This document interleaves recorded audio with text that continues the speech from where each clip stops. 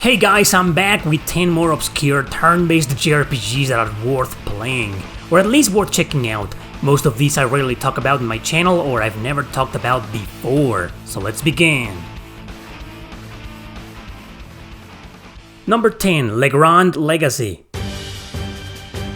Alright, this isn't a JRPG but rather an indie game from Indonesian studio Semisoft. However, I never get the chance to talk about it, so I thought I'd include it here. It's on PS4, Xbox One, Switch and Windows. There's a civil war going on in this world and Finn, the main amnesiac protagonist, travels around trying to understand his unknown powers. A bit cliché this plot, but it gets more interesting as you advance, with some dark twists involved. It plays like any other classic JRPG where you traverse different areas with a unique climate or elemental attribute, town-to-town exploration, you name it. What stands out though is the influence of the Legend of Dragoon in its battle mechanics. You literally fight in the same way, as in clicking the right button at the right time to make your attacks more efficient. However, you also have a weapon triangle system, as in one type is stronger than the other. That and the cool animations give the combat the necessary twist to avoid being just a blatant ripoff. More mechanics are later involved, some of which can be very frustrating to be honest, but anyway, you can also recruit some NPCs once you get to your own base, which is an old castle. Kinda like in Suikoden or Skies of Arcadia, but especially the latter. So overall it's a good indie RPG that takes influence from a bunch of classics trying to establish its own identity. It's worth playing.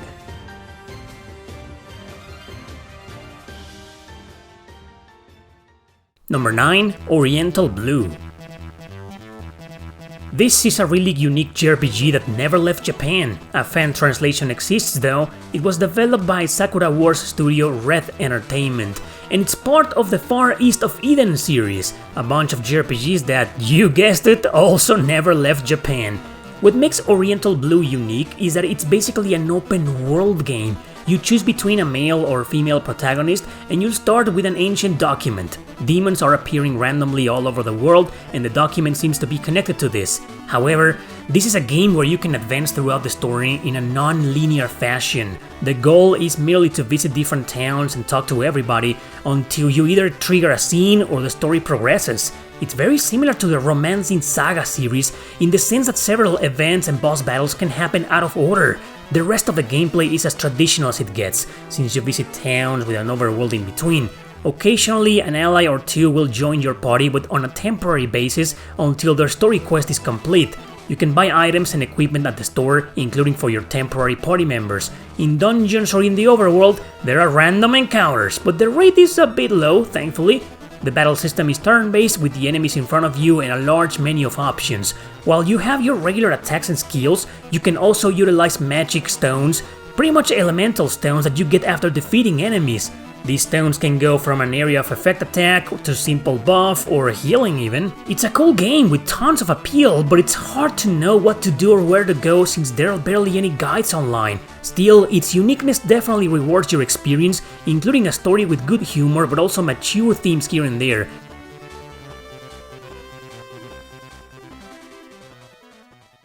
Number 8, Wizardry, Tales of Forsaken Land.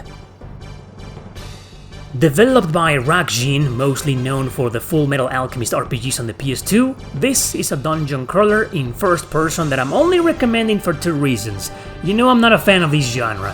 First, because it's dark as hell, almost as dark as Undernauts, which I recommended a few months ago. And second, because I know some of you are big fans of the game like this. You create your character and start an adventure in a secluded state after a horrible plague destroyed most of the outside world. You'd be surprised to know that this is a very character-driven game, as in there's a lot of story arcs that are mature as hell, and there's also a morale system. Characters may join you or leave your party depending on your actions or decisions. Even actions like running away from battle or sucking at combat influence this, which is really interesting. You do also create generic characters from 8 different classes of course, but if you attack friendly monsters for example, they may ignore your tactics during battle. Also a unique mechanic. As for the rest, well, it's a dungeon crawler. What do you expect? You go explore dungeons with some puzzles, finding treasure, fighting random battles in brutal turn-based combat? Yeah, check it out if you're looking for a hardcore challenge. Number 7, Dragon Ball Z Attack of the Saiyans. This is one of the very few JRPGs based on Dragon Ball that we got, and it's turn-based, which is even more rare. Developed by Monolith Soft, surprisingly. Obviously you'll be going through a story based on the events of the anime, however, despite being called Attack of the Saiyans, the first several hours of the game will follow the events of the last season before the actual Dragon Ball Z starts. I believe this was a terrible decision since you're stuck on a quest with Krillin, Yamcha and Tenshin Han for a while. It serves as a tutorial to get used to how the game works, but as a result it ends up being very slow paced. But once you get Goku though, you feel like the game really starts and finally hooks you in. Also, some dialogue and events are exclusive to this game and are either different or non-existent in the anime series, which is cool. In terms of gameplay, you have a menu-based overworld map and several towns or locations to visit. You know, places where you talk to people, stores to buy items, side quests, etc. Perhaps the biggest highlight is its combat. Up to 3 characters can fight within a random turn order. They can use regular attacks or skills, but can also sometimes dodge or block an enemy attack during their turn by clicking the button at the right time, even though I found these really hard to achieve most of the time. Eventually you get into a sparking mode where your attacks do more damage, or you can also initiate a consecutive chain combo with your allies. So it's not a unique battle system really, but using skills like Goku's classic Kamehameha feels awesome, especially if you're a fan who always wanted to play a turn-based Dragon Ball Z game. Check this out if you can, it's definitely a really fun game to play.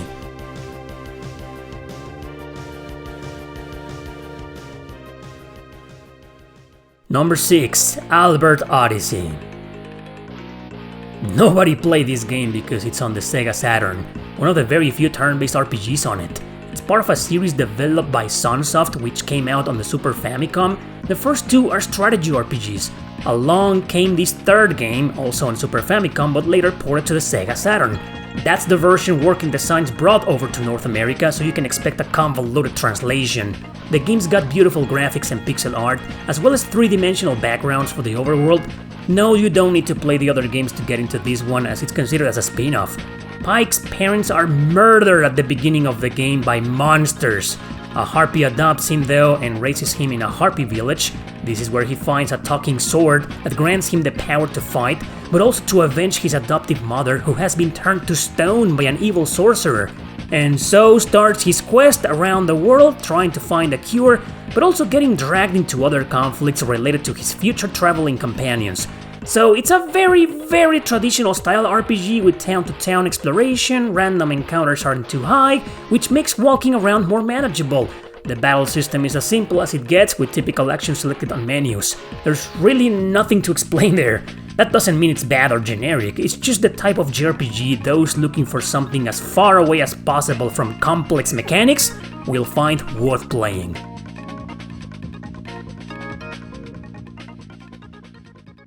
Number 5. The Longest 5 Minutes. A love letter to 8 and 16-bit classic JRPGs and done with the same graphic style. It's on Switch, Steam and PS Vita. I've only covered this game once or twice, but it's such a fun game, it needs more attention. You control a character who has lost his memories right at the final boss fight. He has exactly 5 minutes to recover them, otherwise he'll die, alongside his allies. So time will freeze every few seconds or minutes so he can get back to those memories and relive the entire JRPG journey he did with his party members. Within these memories, the gameplay will take you exploring to the overworld, towns, dungeons, etc. And yeah, you guessed it, random encounters. Rate is a big high, but the interface, menus and controls are so basic and so quick, you'll be in and out of battle extremely fast. It's mostly easy, so you won't have problems with the difficulty.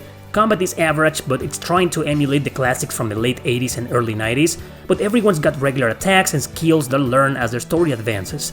The game also has great music with some really cool and memorable themes.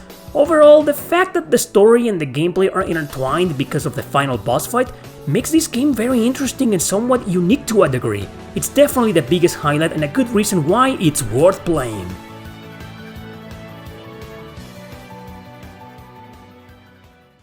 Number 4. Sands of Destruction. This game was supposed to be a big deal. It even spawned an anime, if you can believe that. developed by Imagipok, a company that basically makes hidden gems, but it was a collaboration with some Squaresoft veterans such as Masato Kato, author of Chrono Trigger and Cross, on the script, and Yasunori Mitsuda in charge of some of the music. The game's mostly a dark humor comedy that follows Kiri and Morte. The world's water has dried out, and there's nothing but sand out there. Humans live under the tyrannical rule of the beast kind, and rebellions are happening worldwide. Morte, however, feels that the world has no salvation, so the best thing to do is to utterly destroy it. To achieve this, she needs Kiri's power because he's some kind of chosen one that can use the power of the sand to turn people into dust. Or sand, actually. Sounds grim, but the game rarely takes itself seriously. You will go around locations with a menu-based map, but often getting into all sorts of trouble as your characters are basically wanted criminals. Like most Nintendo DS JRPGs, it uses beautiful 2D pixel art and animations on 3D backgrounds. The exploration comes with a few obstacles and treasures, but always with a high encounter rate. It also has some bizarre difficulty spikes, and halfway through, it becomes pretty much a grindfest. Yes, this is a tough bastard that I recommend for hardcore players. No difficulty settings exist. The battle system allows for 3 characters to fight against enemies that can be on the floor or flying on the second screen. You don't choose regular commands here, instead every action is bound to one of your 4 action buttons. You can use 1 or 2 types of regular attacks, or either blood skills or life skills, which are offensive or healing skills basically. You can use 2 actions at first, but as you fight, you will increase the battle points bar so you can do more actions within 1 turn. The enemy, especially the bosses, can do the same to you, which is what makes this game so freaking hard. The rest of the combat is as classic as it gets. Overall, I think this is a solid RPG. Too bad it didn't achieve the popularity it aimed to get and instead became an obscure hidden gem.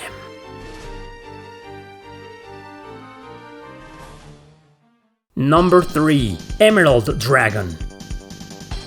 Sure, I know I talked about this RPG about a month ago in this video, but never before that. It revolves around the relationship between a human girl and a dragon who transforms into a human to be with her. But on his quest to reunite, he finds out there's a war between humans and demons in which his girl is deeply involved. Coincidentally, he's got the power to intervene and destroy the demon kind for good. It's a cool story, and it's got a very interesting plot twist near the end. The game couldn't be more traditional. You traverse an overworld with random encounters until you get to a new town. Castle, fort, dungeon, forest, you name it. Encounter rates a big high, and battles are slow, which is my only gripe with it. But combat is quite unique here. You can only control your main character by moving on a limited range towards enemies and attacking them when you're close enough from all 8 directions. Your allies are controlled by the computer, but they're usually very smart. Not all the time, but most of it, thankfully. You can also bring up the menu to have your protagonist use an item or transform into a dragon for 1 turn. He does area of effect attacks and massive damage, but yeah, only for 1 turn, so definitely use this for the boss fights. Lastly, only your main character and his girl get experience, all the other characters don't, but they usually come over level, so don't worry. Overall, it's a great JRPG. I won't go further into details since I already did that in the video I mentioned, but know that this is highly recommended.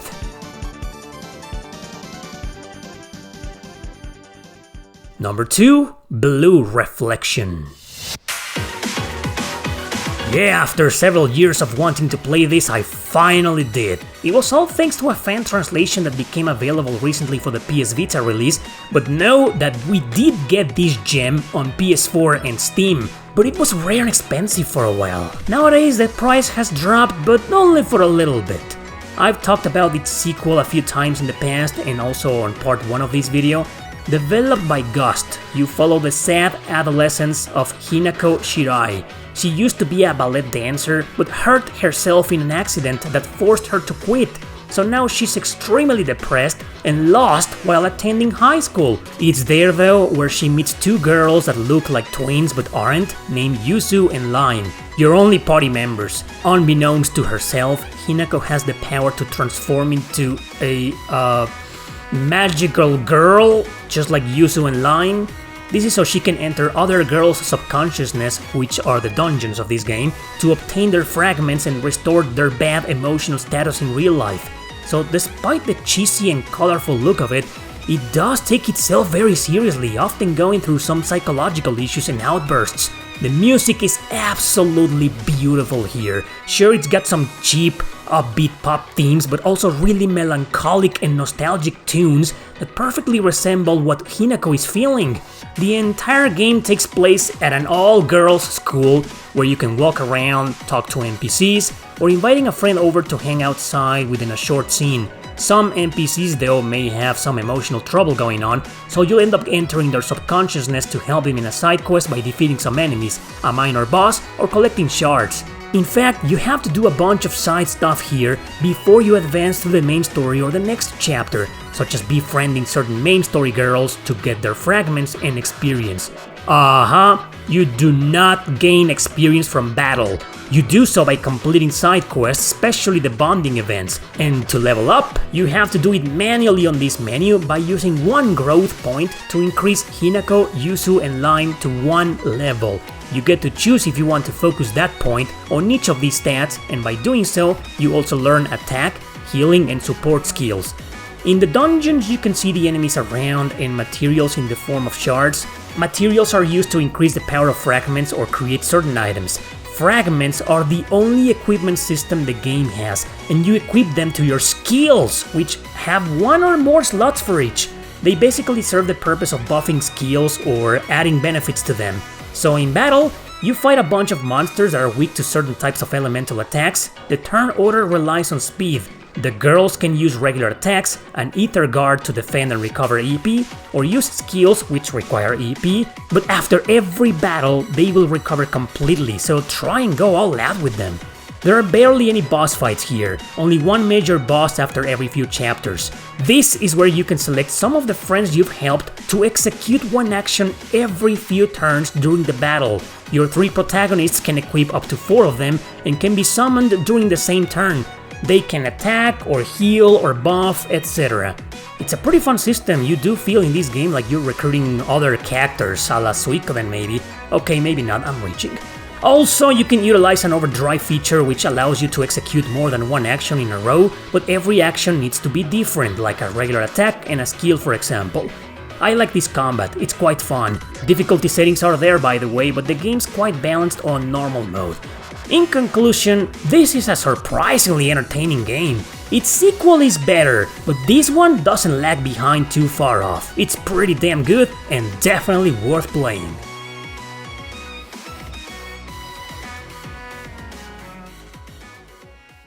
Number 1. Arton Tonelica 2, Melody of Metaphalica.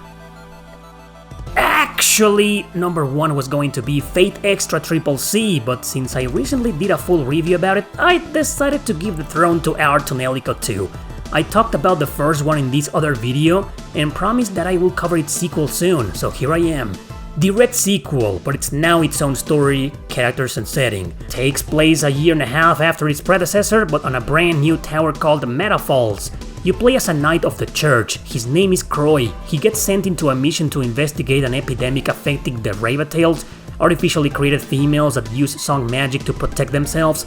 Of course, things go to hell during the mission and, well, the story goes on from there. While it's got the same waifu shenanigans as the first game, meaning you'll get a different ending depending who you bond with the most, the character development is darker. There's more psychological drama going on between some of them, especially its 2 female leads. Sadly, the translation is kinda lame, as it is done by one of the worst publishers ever, NIS America. Still though, the game maintains a certain level of good storytelling that feels salvaged. In any case, it looks, sounds, and plays exactly like the first game with the same beautiful graphics, fantastic soundtrack, and gameplay mechanics, except for the battle system. It's still turn-based, but you have to click every character's action button a few times to create these real-time combos against your enemies. But you still have a Ravatale at the back who you need to protect until she finishes casting her spell magic. Obviously focused on boss battles. As for the rest, you got random encounters in the different segments of the tower, area or dungeons you'll visit, but with a limited number. You also still dive into the subconscious of the Ravatale party members you'll have. to go through silly visual novel segments with choices in order to have them learn new magic spells.